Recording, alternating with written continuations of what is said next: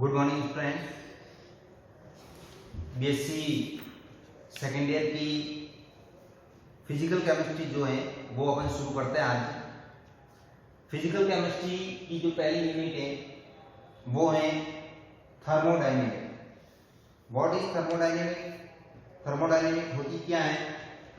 तो it is a branch of chemistry in which we study the change of energy in the chemical और physical process.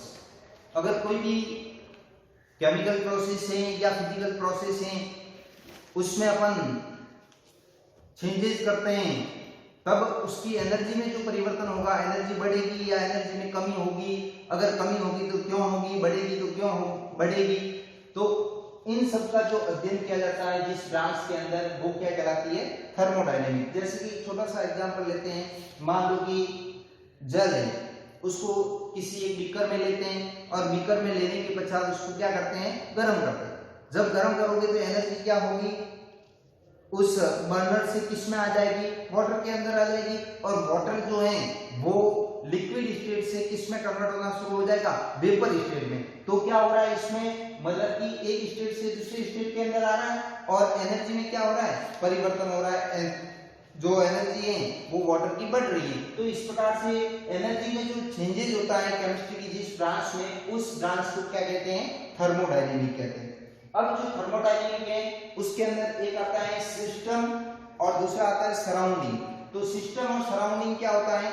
देखो, जो total space है, अगर उस स्पेस को अपन दो पार्ट के अंदर डिवाइड करें तो एक जो होगा वो क्या होगा? सिस्टम होगा और दूसरा क्या होगा? सराउंडिंग होगा। दूसरा पार्ट क्या होगा? सराउंडिंग होगा। अब देखो, जैसे कि सपोज एक एक्सपेरिमेंट अपन इस कमरे में कर रहे हैं, मान लो कि, तो इस कमरे में जो एक्सपेरिमेंट कर रहे हैं तो ये कमरा तो किसका काम करेगा? सिस्टम का काम करेगा। और इस कमरे के आसपास का जो क्षेत्र है वो किसका काम करेगा? सराउंडिंग का काम करेगा। तो इस प्रकार से जिस जहां पर अपन कोई प्रैक्टिकल कर रहे हैं, कोई प्रोसेस हो रही है, वो क्या कहलाएगा? सिस्टम कहलाएगा। जैसे कि मान लो कि सपोज एक बीकर के अंदर जल को गर्म कर रहे हैं तो वो बीकर तो क्या कहलाएगा? सिस्टम कहलाएगा। और बीकर के आसपास का जो क्षेत्र है वो क्या कहलाएगा? सराउंडिंग कहलाएगा।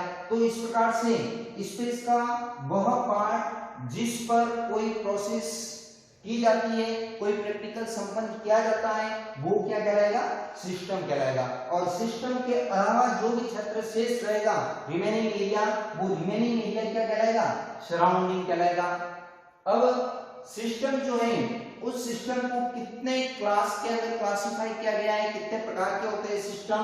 तो सिस्टम को मुख्य रूप से तीन पार्ट के अंदर बांटा है। एक है ओपन सिस्टम, एक है क्लोज सिस्टम और एक है आइसोलेटेड सिस्टम। अब देखो, सबसे पहले पढ़ते हैं ओपन सिस्टम।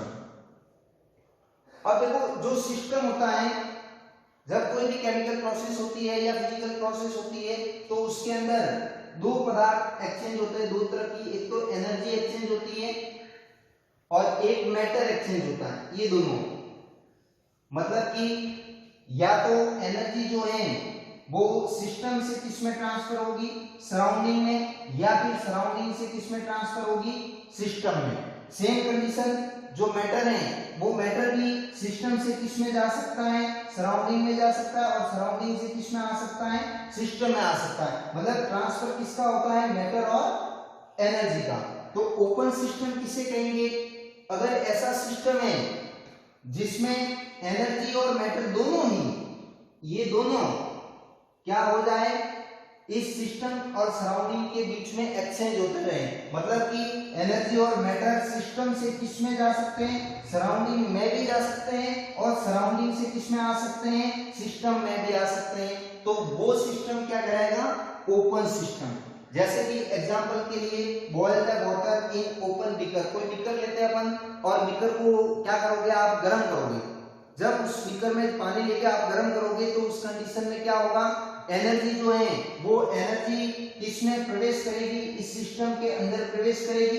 कहां से, सराउंडिंग से एनर्जी सिस्टम में जाएगी, और जब सिस्टम में एनर्जी जाएगी तो अंदर का जो वाटर है वो क्या होगा, बॉयल होगा, और बॉयल होकर किसमें कन्वर्ट होगा, वेपर में, और वेपर जो है वो वापस उस सिस्टम से निकल के कहां, इस सराउंडिंग वाले क्षेत्र में आ जाएगी, सराउंडिंग में आ जाएगी। तो मतलब कि एनर्जी क्या हो रही है, अंदर जा रही है सिस्टम के अंदर, और मैटर क्या हो रहा है, सिस्टम से बाहर निकल रहा है। अगर इसकी उल्टी प्रोसेस कर दी जाए तो उल्टी प्रोसेस करोगे तो सेम होगा, जैसे कि अगर गर्म पानी है उसको अपन ठंडा करेंगे, ठंडा करेंगे तो क्या होगा, एनर्जी उसमें से बाहर निकलेगी सिस्टम में से, और पदार्थ जो है अगर आसपास भी वेपर होगी तो वो वेपर भी ठंडी होगी, किसमें कन्वर्ट हो जाएगी, लिक्विड में, और उस सिस्टम में आ जाएगी।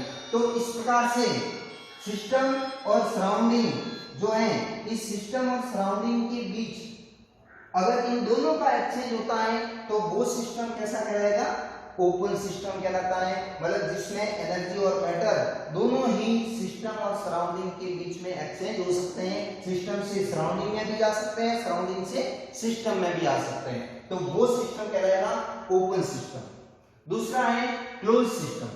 क्लोज सिस्टम से मतलब क्या है, क्लोज सिस्टम का मतलब है कि एनर्जी जो है वो एनर्जी जो क्या हो सकती है, ट्रांसफर हो सकती है, सिस्टम में आ भी सकती है, सिस्टम में से जा भी सकती है, लेकिन मैटर में कोई परिवर्तन होता है, नहीं होता है। मैटर ना तो सिस्टम में आ सकता है और न ही सिस्टम में जा सकता है। जैसे कि सपोज ये बीकर है, ये बीकर है जिसमें क्या भरा है अपन ने, ये जल भरा है। जल भरने के पश्चात इस बीकर को क्या करते हैं अपन, ये बर्नर की सहायता से गर्म करते हैं। अगर ये ऊपर से खुला है तो एनर्जी इसके अंदर आएगी, ये वेपर में कन्वर्ट होगी, और वेपर वापस किसमें चली जाएगी, इस सराउंडिंग में। मतलब कौन सा सिस्टम हो जाएगा, ओपन सिस्टम हो जाएगा। लेकिन अगर मैं क्या करूं, इसके ऊपर ढक्कन लगा दूं, यहाँ पर मान लो कि ये कोई एक कांच की प्लेट रख दी मैंने, इसको कवर कर दिया, ढक दिया। अब अगर मैं इसको गर्म करूंगा तो क्या होगी, एनर्जी वो एब्जॉर्ब करेगा, ये बॉयल होगा, और बॉयल होने के बाद जो वेपर होगी वो वेपर किससे टकराएगी, इस ऊपर कांच की जो अपन ने ग्लास रखी है इससे टकराएगी, वापस किसमें कन्वर्ट हो जाएगी, लिक्विड में, और किसमें आ जाएगा, लिक्विड पुनः इसी में आ जाएगा। मतलब कि जो मैटर है, यहाँ पर मैटर कौन सा है, वाटर। वाटर जो है वो किसमें रह रहा है, इसी बीकर में रह रहा है, बीकर से बाहर नहीं जा रहा है, जबकि एनर्जी क्या हो रही है, इसके अंदर ट्रांसफर हो रही है। तो ऐसा सिस्टम जिसमें एनर्जी तो क्या हो सकती है, सिस्टम और सराउंडिंग के बीच में ट्रांसफर हो सकती है, एक्सचेंज हो सकती है, बट मैटर का एक्सचेंज नहीं होता है, तो वो सिस्टम क्या कहलाएगा, क्लोज सिस्टम कहलाएगा। जैसे कि अभी मैंने बताया कि अगर कोई बंद बीकर है और उसमें अपन वाटर को गर्म करते हैं या किसी भी पदार्थ को गर्म करते हैं, तो वहां पर कौन सा सिस्टम होगा, क्लोज सिस्टम होगा। तीसरा सिस्टम जो है वो, तीसरा सिस्टम कौन सा है, आइसोलेटेड सिस्टम। तीसरा सिस्टम है आइसोलेटेड सिस्टम।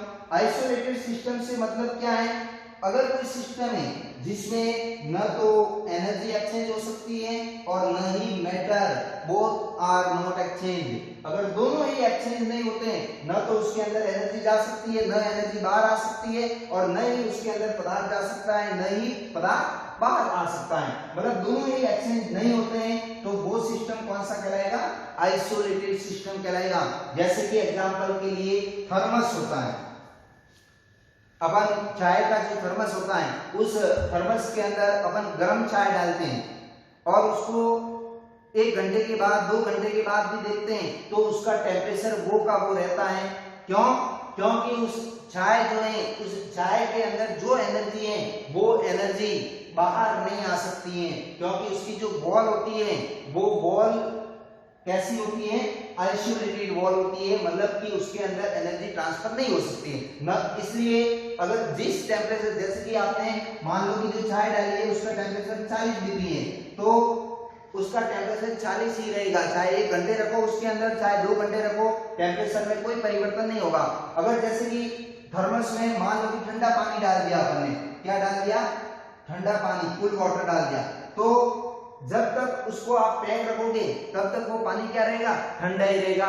उसके तापमान में वृद्धि नहीं होगी। तो थर्मस जो है, उस थर्मस किसका एग्जांपल है? आइसोलेटेड सिस्टम का एग्जांपल है, जिसमें एनर्जी न तो उसके अंदर जा सकती है न उसके बाहर आ सकती है। साथ में जो मैटर है, उस मैटर में भी कोई परिवर्तन नहीं होता है। आपने अगर पहले 1 लीटर चाय डाली है तो उसको 2 घंटे रख दो, 4 घंटे रख दो, 6 घंटे रख दो, फिर भी चाय कितनी होगी? 1 लीटर ही होगी, उसमें कोई परिवर्तन नहीं होगा। तो ऐसा सिस्टम जिसमें एनर्जी और matter both are not exchange between the system and surrounding, system और सराउंडिंग के बीच में दोनों का अगर एक्सचेंज नहीं होता है तो वो क्या कहलाएगा? आइसोलेटेड सिस्टम कहलाएगा। तो इस प्रकार से जो सिस्टम है वो सिस्टम मुख्य रूप से 3 टाइप्स के होते हैं। Thank you.